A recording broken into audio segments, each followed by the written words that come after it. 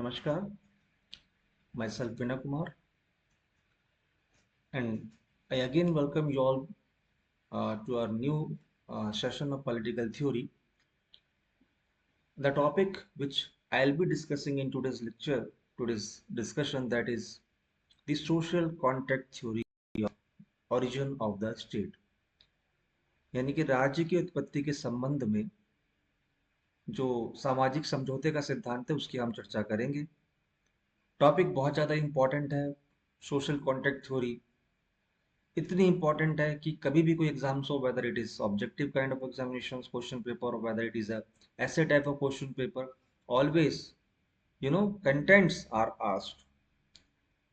सो जैसा कि मैंने बोला कि जो सोशल कॉन्ट्रैक्ट थ्योरी है या सामाजिक समझौते का सिद्धांत है, इसको सामाजिक संविदा का सिद्धांत भी बोला जाता है। सामाजिक समझौते का सिद्धांत कह लीजिए, सोशल कॉन्ट्रैक्ट थ्योरी कह लीजिए, बहुत ही ज्यादा इंपॉर्टेंट है। As you know that we are discussing the various theory which is related uh, you know uh, the origin of the state.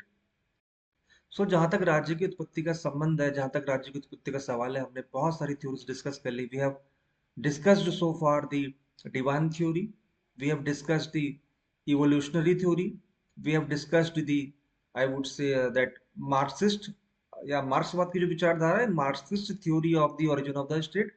ठीक है। We have discuss the patriarchal या कह लीजिएगा पितृसत्तात्मक और मातृसत्तात्मक सिद्धांत की अगर हम बात करें।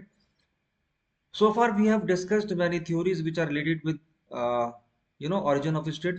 हर थ्योरी में ये बताने का प्रयास किया गया कि राज्य की उत्पत्ति किस तरीके से हुई या स्टेट का ओरिजिन किस तरीके से हुआ। जहां तक पर्टिकुलर इस थ्योरी का सवाल है, सिद्धांत का सवाल है, प्रश्न है, सोशल कॉन्ट्रैक्ट थ्योरी बहुत ज्यादा इंपॉर्टेंट इसीलिए है क्योंकि इसमें एक तो रूसो, हॉब्स, लॉक के विचार हम पढ़ते हैं। हालांकि इस सेशन में हम एज ए होल देखेंगे इस थ्योरी को, सोशल कॉन्ट्रैक्ट थ्योरी को, कि जो सामाजिक समझौता का सिद्धांत है वो क्या कहता है कि जो राज्य की उत्पत्ति किस तरीके से हुई होगी। ठीक है। आप सभी को पता है कि डिफरेंट फिलोसफर ने या राजनीति के विशेषज्ञों ने, दार्शनिकों ने अपने अपने ढंग से, अपने अपने तरीके से हमारे समक्ष अपने विचारों को रखा या अपने सिद्धांतों को रखा कि राज्य की उत्पत्ति ऐसे हुई, ऐसे हुई, ऐसे हुई। और कोई भी फिलोसफर या दार्शनिक या विचारक गलत नहीं है, सबकी अपनी धारणा है। ठीक है। लेकिन ये जो थ्योरी इसलिए बहुत ज्यादा इंपॉर्टेंट है, एक तो बहुत ज्यादा एक समझ लीजिएगा कि कुछ फैक्ट्स पे बेस थोड़ा सा बातें ही थ्योरी करती है कि हाँ भाई, नॉर्मली जैसे कि अभी हम आगे थ्योरी को पूरा पढ़ेंगे कि किस तरीके से अगर हम कभी हमारे सामने we come across too many problems और चैलेंजेस, या हमें लगता है कि चीजें थोड़ा सा अव्यवहारिक हो गई हैं, फीजेबल नहीं है, सिस्टमेटिक वे में नहीं हो रही हैं, many problems are being faced by us, there is no one to rule us, there is no one to look after us. So उस सिचुएशन में हम क्या करते हैं, नॉर्मली हम ये करते हैं कि भाई हम किसी को असाइन कर देते हैं, किसी को रेस्पॉन्सिबिलिटी असाइन कर देते हैं कि भैया आप संभालिए, आप अपनी बागडोर हम उसके हाथों में देते हैं कि आप संभालिए, अब हमें आप हमें लुक आफ्टर करिए, आप इंस्ट्रक्शंस पास ऑन कीजिए, आप नीतियां बनाइए, हम उनका पालन करेंगे, आप हमारे संरक्षक हैं। ठीक है। तो इस तरीके से ये जो मैंने अभी आपके साथ एक छोटा सा एग्जांपल आई वुड से शेयर करा, कहीं ना कहीं जो सोशल कॉन्ट्रैक्ट थ्योरी है उसका सार है, उसका बेस है। तो चलिए, let us start today's session, which is very much important, as I said, the social contract theory of origin of the state.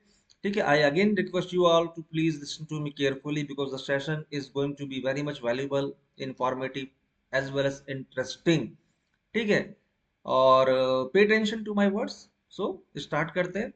देखिए, first, I will go through the lines mentioned over here. Then I will explain you all in a very, very, very simple words. Okay, ताकि देखिए, मैं जब भी कोई भी theory को अभी तक मैंने आपके साथ डिस्कस किया, मैंने कोई भी टॉपिक आपको पढ़ाया, तो ना केवल वो चीजें जो सामने लिखी हुई हैं या जो नोट्स हैं मेरे पास, मैं उस पर ज्यादा बिलीव नहीं करता। बेसिकली कंसेप्ट को क्लियर करना मेरा मकसद है, और मैंने बड़े अच्छे तरीके से, बड़े सिंपल वर्ड में उस पर्टिकुलर चीज को, कोई भी एस्पेक्ट को आपके समक्ष रखा, समझाया। ठीक है। Even if you find any kind of problem, please let me know. I'm always there to help you out. So social contract theory, social contract theory in political science is a framework that explains the origin and legitimacy of the state as stemming from an implicit or explicit agreement among individuals to form a society and establish a government.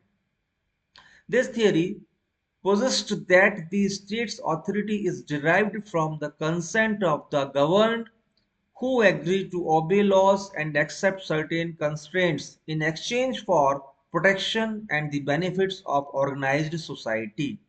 ठीक है. अब थोड़ा सा again I would say that do not get into these kind of typical lines contents. मैं इसको बड़े simple तरीके से आपको समझाता हूँ.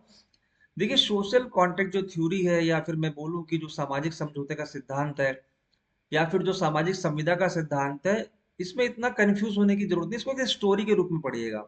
ठीक, अगर आप इसको रटने की कोशिश करेंगे तो you will not be in position to answer the question proper way. आप इसको समझने की कोशिश कीजिए, जैसे कहानी के रूप में पढ़ने की कोशिश कीजिए. थोड़ा सा ध्यान से सुनिए जो मैं आपके आगे इसको एक्सप्लेन कर रहा हूँ. देखिए, पहले तो मैं थोड़ा सा पीछे जाना चाहूंगा. सोशल कॉन्ट्रैक्ट थ्योरी का ओरिजिन कब हुआ? जब यू you नो know, आप ये समझ लीजिएगा, राज्य जैसी कोई चीज नहीं थी, या आप कह लीजिए कि राज्य का कंसेप्ट ही नहीं था उस समय. इस सिचुएशन की अगर हम बात करें तो चीजें अव्यवस्थित थी. यू नो, स्टेट एग्जिस्ट नहीं करता था. अब वही वाली बात है कि लोग अपने तरीके से मनमाने ढंग से काम कर रहे थे. कोई इधर, कोई तीर घाट, कोई मीर घाट, कहता है ना, जिसकी लाठी उसका भैंस. कोई उनको रूल करने वाला नहीं था, कोई उनको निर्देश करने वाला नहीं था. No one was there to guide, to provide proper proper guidance to those people. ठीक है. बहुत सारी प्रॉब्लम्स थी, कॉन्फ्लिक्ट्स थे, टर्माइल था सोसाइटी में. बहुत ज्यादा प्रॉब्लम्स फेस की जा रही थी. चीजें स्मूथली फंक्शनिंग नहीं थी, अगर मैं संक्षेप में कहना चाहूँ. तो लोगों के दिमाग में आया कि यार, इतनी प्रॉब्लम्स हम फेस कर रहे हैं, तो हम चलिए कुछ काम करते हैं, हम एक समझौता करते हैं. अच्छा, एक चीज मैं और कहना चाहूंगा यहाँ पर before I proceed. You know as far social contract theory is concern, एक चीज I forgot to share with you, that is the social contract consist of two word. The one is social, the second one is contract. It social plus contract. अब social तो चलिए सामाजिक हो गया, but contract, या इसको आप कह लीजिएगा अनुबंध कुछ तरह से ना. तो ये कॉन्ट्रैक्ट तो आप सभी इससे अवेयर होंगे. कॉन्ट्रैक्ट क्या है? पहले कॉन्ट्रैक्ट वर्ड को थोड़ा समझ लीजिए. Try to be familiar with the term contract. Contract क्या है? अगर मैं कॉन्ट्रैक्ट शब्द का प्रयोग कर रहा हूँ तो कहीं ना कहीं आपके दिमाग में ये बात होगी कि मैं कुछ ऐसा एग्रीमेंट का बात कर रहा हूँ कि बेसिकली कुछ शर्तें हैं, कुछ कंडीशंस हैं मेंशन में, किसी बॉन्ड में, किसी पेपर में, किसी पीस ऑफ पेपर में लिखी हुई हैं, और उसको हम लोगों ने पढ़ा. अगर for example any contract is being done among five people, so those five people have gone through the entire contents, whatever mentioned in that particular agreement. उन्होंने उसको पढ़ा, समझा और देखा क्या कह रहा है. फिर उनको लगा कि हाँ ठीक है, we are agree with the terms and condition, तो फिर उन्होंने उसको साइन किया, अपना कंसेंट दिया. तो समझौता यही चीज होती है कि जो भी कुछ शर्तें हैं उसको मानेंगे और अपनी स्वेच्छा से मानेंगे. कोई फाउंडेशन नहीं है. बेसिकली तात्पर्य इसका यही है कॉन्ट्रैक्ट का.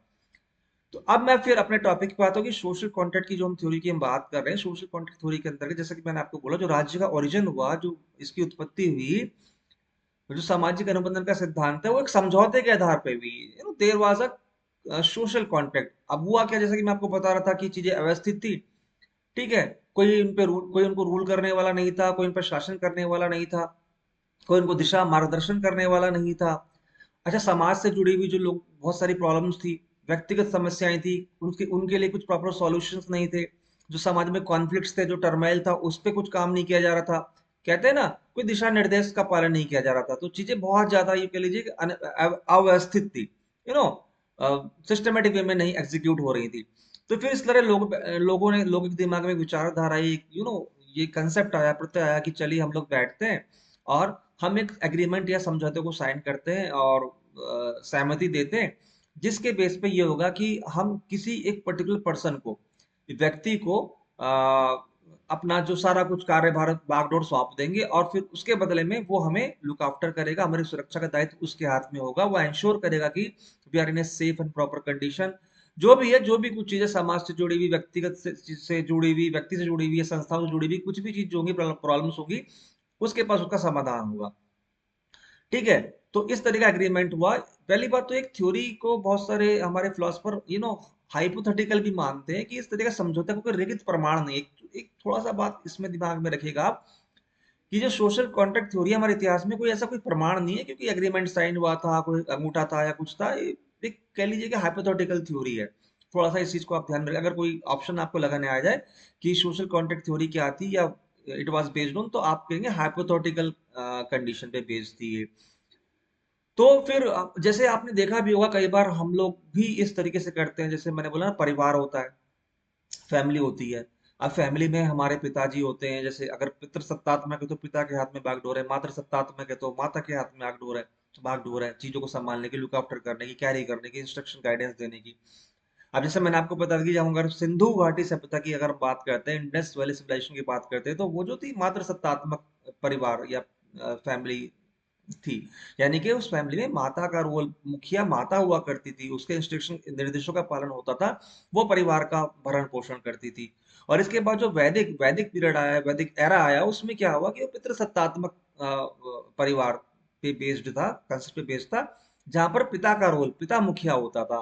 ठीक है, वो सबको लुक आफ्टर करता था, वो सबकी देखभाल को सुनिश्चित करता था, सबकी आवश्यकताओं की पूर्ति करता था, बेसिक नीड को पूरी करता था। तो ये थोड़ी सी अलग हट जाता हूँ मैं हमेशा जब भी मैं कोई टॉपिक आपसे डिस्कस करता हूँ जो मुझे इंपॉर्टेंट लगता है। ओके। तो इस तरीके से क्या हुआ कि जैसे मैं आपको एग्जांपल दे रहा था कि जैसे फैमिली से फिर कबीले बने, परिवार बढ़ा, कबीलों से फिर थोड़ा सा और चीजें बढ़ी, फिर समाज बना, फिर सोसाइटी बनी, स्टेट बना। तो इस तरीके से क्या होता है, हमने हर सिचुएशन में क्या किया, अपनी जिम्मेदारियां या पूरे कबीले की, परिवार की या कुनबे की जिम्मेदारियां किसी एक व्यक्ति को, प्रमुख व्यक्ति को हम सौंप देते थे। हमारे इतिहास में भी प्राचीन समय से ऐसा होता आ रहा है, और वो हमारा मुखिया होता था और हमें उसके निर्देशों का पालन करना पड़ता था। ठीक है, वो हमारा हित चाहता था। और कभी ऐसी सिचुएशन भी आती थी कि उसमें कुछ अहित छुपा हो या हमें बातें गलत लग रही तो हम उसका विरोध भी नहीं करते थे, हम उसकी आज्ञा का पालन करते थे। ठीक है, सर्वे सर्वा होता था, above all, he used to be above all. तो सेम सिचुएशन, सेम चीजें यहाँ पर भी हुई। सोशल कॉन्ट्रैक्ट थ्योरी के अंतर्गत एक समझौता हुआ, लोगों ने बोला हम किसी को अपनी बागडोर सौंपेंगे और वो हमारे निर्देशों का पालन करेगा, वो रूलर होगा। ठीक है, और उसकी आज्ञा का पालन करना हमारे सभी के लिए आवश्यक होगा। और वो हेड होगा। ठीक है, वो हेड होगा। और ये मान के चलिए कि जो समाज से जुड़ी जो समस्याएं हैं, और या कुछ भी व्यक्तिगत समस्याएं हैं, या कुछ सजेशन चाहिए, ठीक है, या कुछ कॉन्फ्लिक्ट्स है, तो उसका जो डिसीजन होगा वो अल्टीमेट होगा। ठीक है, उसका हमें पालन करना पड़ेगा, ये थोड़ा सा आप ध्यान में रख लीजिएगा, उसका हम विरोध नहीं करेंगे। ठीक है, वो हमारी कह लीजिएगा मूलभूत आवश्यकताओं की पूर्ति और हमारी सेफ्टी को भी सुनिश्चित करेगा। तो सोशल कॉन्ट्रैक्ट थ्योरी में कॉन्ट्रैक्ट होता है, कॉन्ट्रैक्ट अनुबंधन होता है, लोग किसी व्यक्ति को असाइन करते हैं, वो उनका मुखिया होता है, और उसके अनुसार फिर चीजें एग्जीक्यूट होती है, आगे चलती है। यहाँ तक किसी को कोई प्रॉब्लम हो तो मुझे बता दीजिए अभी प्लीज, कोई प्रॉब्लम है? ओके। तो अब तक के डिस्कशन से इतना स्पष्ट आपको हो गया कि जो ये एग्रीमेंट है, जो समझौता है, बेसिकली इसमें कुछ आवश्यक कंडीशंस हैं, शर्तें हैं। आप ये समझ के चल सकते हैं, बिकॉज एग्रीमेंट की हम बात कर रहे हैं, कि जैसे कि फॉर एग्जांपल जो रूलर होगा उसके में क्या योग्यताएं होनी चाहिए, उसकी क्या विशेषताएं होनी चाहिए। ठीक है, उसके कार्य क्या होंगे। ठीक है, और कैसे वो सबको एक साथ लेकर चलेगा, कैसे सबकी वेलफेयर को सुनिश्चित करेगा, व्यक्तिगत समस्याओं का कैसा समाधान करेगा। तो जो सारी चीजें, सारी आवश्यक शर्तों का जो एग्रीमेंट था, उस समझौते को एक्सेप्ट करते हुए रूलर का, यानी कि रूलर को असाइन किया जाना था, उसको नियुक्त किया जाना था। लेकिन थोड़ा सा यहाँ पर ये बात जानने की भी बहुत ज्यादा आवश्यकता है आप सभी के लिए, कि ये जो हम बातें कर रहे हैं ना, कि ये एग्रीमेंट, ये समझौता, या सोशल कॉन्ट्रैक्ट थ्योरी की हम बात कर रहे हैं, तो अभी हम जो बात कर रहे हैं वो उस स्थिति की बात है, उस यू नो उस पॉइंट के लिए, उस सिचुएशन की कह लीजिए बात है, जब अभी स्टेट एग्जिस्ट नहीं करता है। आप समझ गए? तो सोशल कॉन्ट्रैक्ट थ्योरी है, जो सामाजिक समझौते का सिद्धांत है, या फिर मैं कहूँ सामाजिक संविदा जो सिद्धांत है, ये जो हम बात कर रहे हैं, ये वो स्थिति है, अभी स्टेट एग्जिस्ट नहीं कर रहा है अभी। यू नो ये स्टेट लेस सोसाइटी है। ठीक है, स्टेट लेस सोसाइटी है, कोई स्टेट एग्जिस्ट नहीं कर रहा है, और चीजें बहुत ज्यादा अव्यवस्थित है, बहुत ज्यादा अराजकता फैली हुई है, लोगों को अपना जो जीवन जो जी रहे हैं, जो वहां पर लोग ठीक है सरवाइव कर रहे हैं, बट वो सेटिस्फाइड नहीं है, संतुष्ट नहीं है कार्य प्रणाली से, व्यवस्था से। ठीक है, और समाज में जो टर्माइल है, जो बहुत सारी प्रॉब्लम्स हैं, जो हर्डल्स हैं, व्यक्तिगत समस्याएं हैं, समाज से जुड़ी हुई समस्या, उसका भी कोई समाधान नहीं, हल नहीं मिल पा रहा है।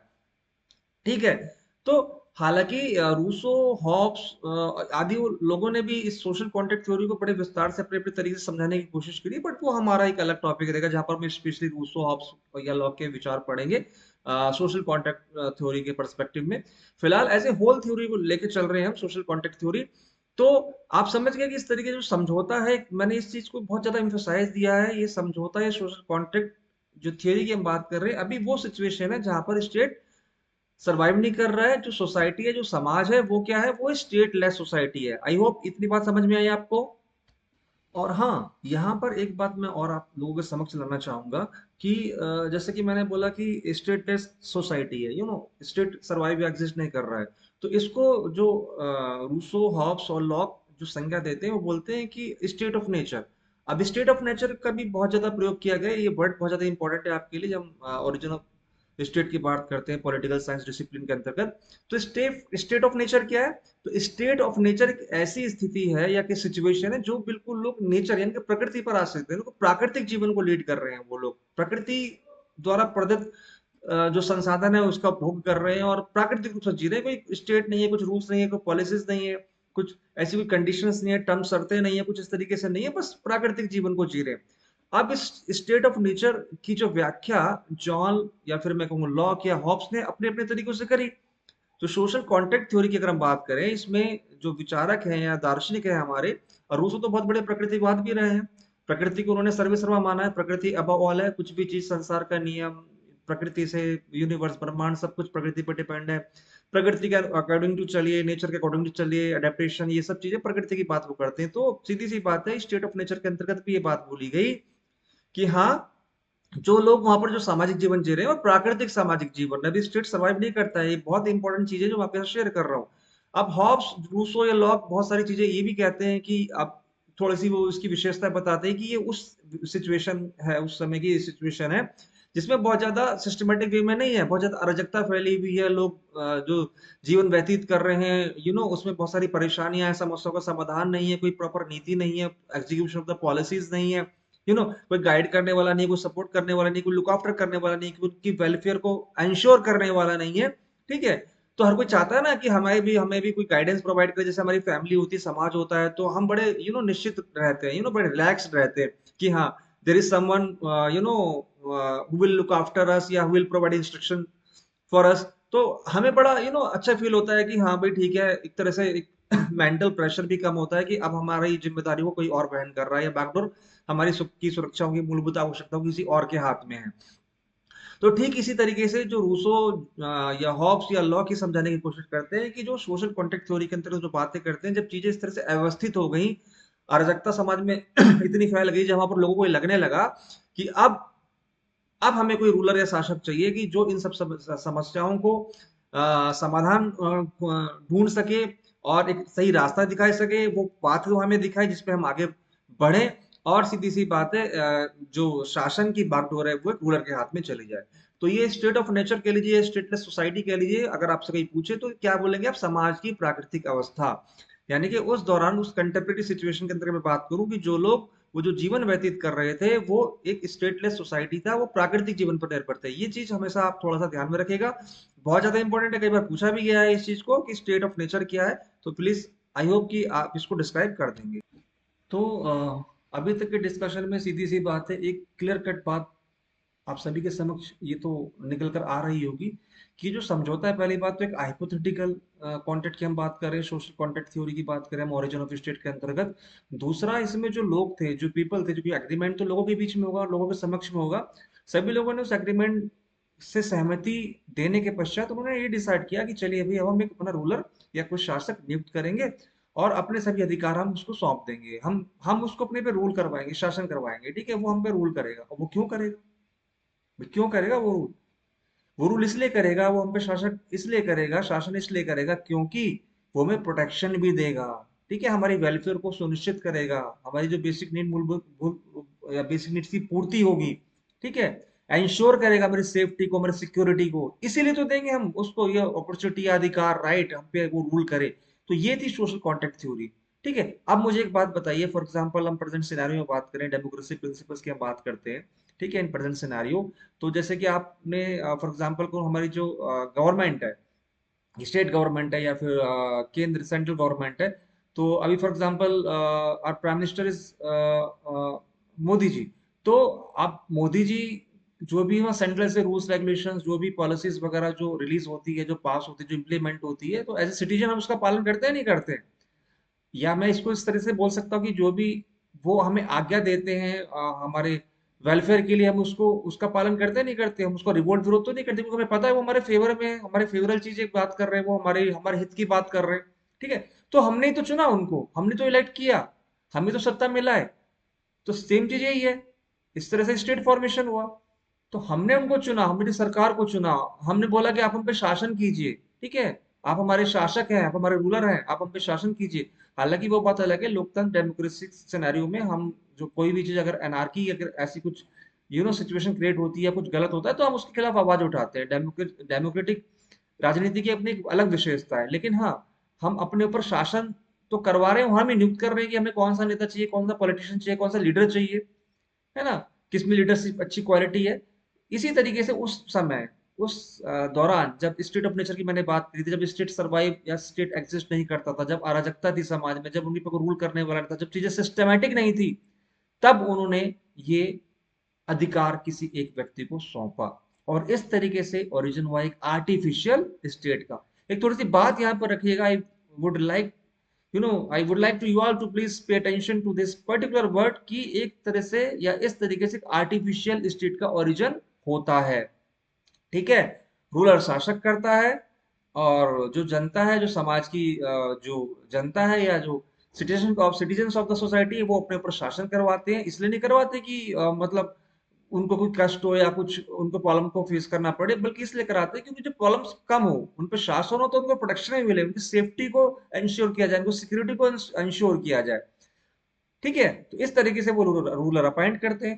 तो इसीलिए इसको सोशल कॉन्ट्रैक्ट थ्योरी, सामाजिक समझौता सिद्धांत, या कह लीजिए सामाजिक संविदा सिद्धांत का नाम दिया गया, क्योंकि कुछ लोगों के बीच में एग्रीमेंट होता है, एग्रीमेंट वो पढ़ते हैं या जो भी है। ऐसे मैंने बोला कि हाइपोथेटिकल है, जो ये थ्योरी है, और वो फिर बोलते हैं कि शर्तों के अनुसार सबकी सहमति बनती है, और फिर एक बोलते हैं कि हम सारी जिम्मेदारी रूलर को देंगे, शासक को देंगे, सारी शासन की बागडोर जो है वो उस शासक के हाथ में जाएगी। वो हम पे शासन करेगा, बदले में हमें प्रोटेक्शन देगा, सेफ्टी देगा, सिक्योरिटी को सुनिश्चित करेगा, और जो सोशल टर्माइल है, कॉन्फ्लिक्ट्स हैं, जो समस्याएं व्यक्तिगत सामाजिक सोशल स्तर पर, उसका समाधान भी वो खोजेगा। ठीक है, तो इस तरीके से it was all about the social contact theory in very very simple words. I tried myself in explaining each and everything for you people, and I hope कि you would have got me, you have you would have understood the concept of social contact theory of state of origin। बहुत सरल शब्दों में मैंने आपको समझाया, कहानी के रूप में मैंने आपको बताया। और मैंने आपसे शुरू में रिक्वेस्ट भी की थी कि अगर आप इस थ्योरी को पढ़ना चाहते हैं, तो आप प्लीज इसको कहानी स्टोरी के रूप में पढ़िएगा, आप इसको कभी भी नहीं भूलेंगे। तो आई होप कि आपको ये लेक्चर पसंद आया होगा, and this way we come to the end of today's session, which was which was on the social contact theory of origin of state। I hope you all would have enjoyed a lot the session। As I said, ki was very much informative and valuable, and thank you very much for being valuable part of today's session, today's discussions, and I would say that in future I'll be discussing, in our next session, I'll be discussing the next very important and valuable topic of political theory। Uh, I would like to tell you that I'll be discussing the basically the characteristics and criticism of social contact theory। ठीक है, please थोड़ा पढ़ के आइएगा। तो concept will be very clear for you people if you go through the contents in advance। तो as I said कि I'll be discussing the characteristics plus the criticism of social contact theory। Okay, till then, bye bye, thank you very much, have a nice day, see you, see you all in our next lecture। Thank you a lot, thanks a lot, have a nice day।